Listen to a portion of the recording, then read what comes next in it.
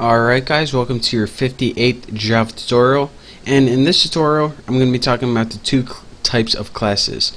And in case you didn't already know, we already talked about the two types of classes. I just didn't tell you the technical definitions of them. Now you guys already know what an abstract class is from the last tutorial. Might as well put that back there.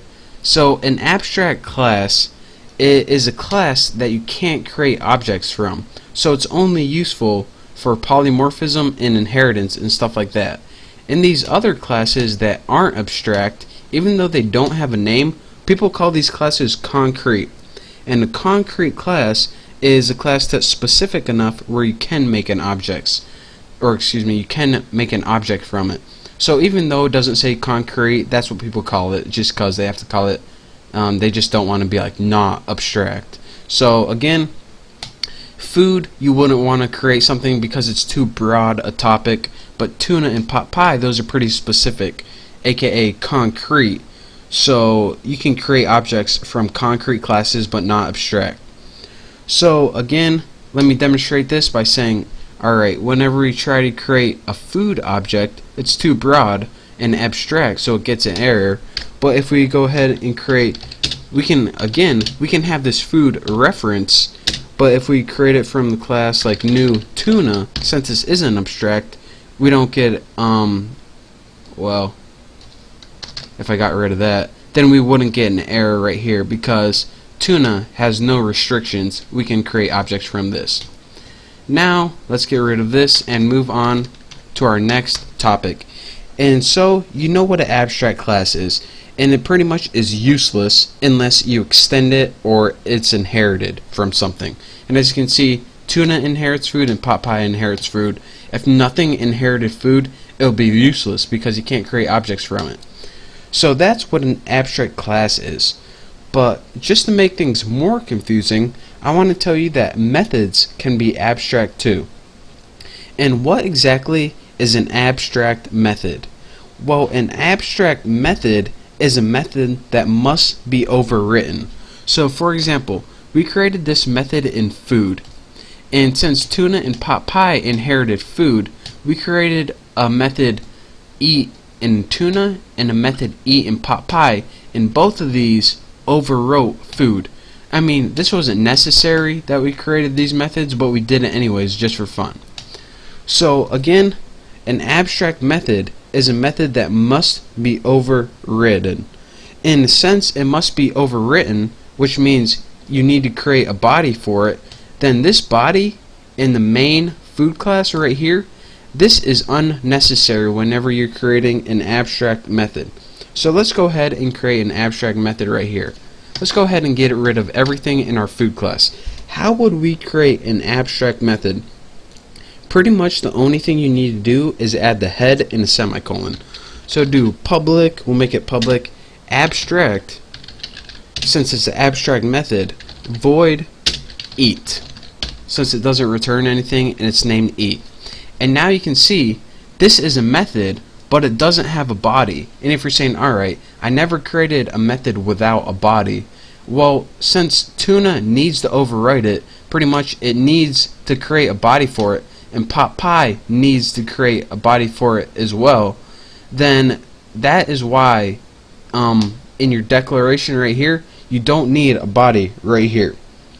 So again, an abstract method in your superclass, it doesn't need a body. So another thing I want to point out, anytime you have an abstract method in a superclass, that entire class needs to be labeled abstract too, right there. So you can't have like an abstract method and you can't have this class be not abstract, or else you're gonna get an error like that. So someone's knocking on my door, I think. Hold on. Oh, I'll let them keep knocking. I'll get it after this tutorial. And another thing I want to point out is when we declared this public, remember I said I can't change the scope when we override it, so we need to make these public as well. So we'll make that public, and if you see that little error right here, multiple markers can't reduce the visibility, that is why. Anytime you see an error with the word visibility, you probably need to change public to private or private to public, or add one or the other. So again, like I was saying, anytime you have an abstract method, you need to make the class abstract too. But here's the thing. You can have an abstract class, but have abstract or non-abstract methods inside it. So again, and this is we're getting error because of something else here. Because anytime you have a non-abstract method, you need a body. But anyways, I just wanted to point that out. Anytime you have an abstract method, it needs to be inside an abstract class. But anytime you have a non-abstract method, it can be inside an abstract class. Well, you just heard it. I don't need to repeat myself. So the last thing I need to point out is, let's go ahead and make this method abstract again, just like this. Anytime you have an abstract method, you need to implement it in in any of the subclasses that extends to the superclass. Now I know that sounds confusing, but listen to this. Alright, this tuna class and this pot pie class both inherit from this main food class, and this food class has an abstract method of eat in it. That means this tuna class and this pot pie subclass, they both need to use the eat method, or in other words, they both need to implement or override this eat method. If you don't have this eat method, then you're going to get an error in your class, just like this. Type pot pie must implement the inherited abstract method food.eat. So again, anytime you have an abstract method in a superclass, then the subclasses need to override that method. And that's like making a promise. This food says, alright, you want to inherit from me? Okay, I'll let you. But I'm telling you, I have this abstract method, and if you inherit from me, you're going to need to override it. And pot pie's like, alright, I promise, I'll override it. Since you have an abstract method, I promise, if you let me inherit from you, I will override it for you. So, if like the classes could talk to each other, that's kind of the conversation they would be having. And if you're saying, alright, if I need to override this method anyways, what's the point of even having it in here? Well, it's pretty much for consistency and some polymorphism, and I know that doesn't make a lot of sense, but in the next tutorial I'm going to be building a program to demonstrate everything I went over in the last two tutorials. These last two tutorials were pretty much the rules and concepts that you have to follow, and I couldn't just skip over it because it's incredibly important for what we're going to be learning in the next couple of tutorials. And this is pretty much the core of polymorphism, these rules.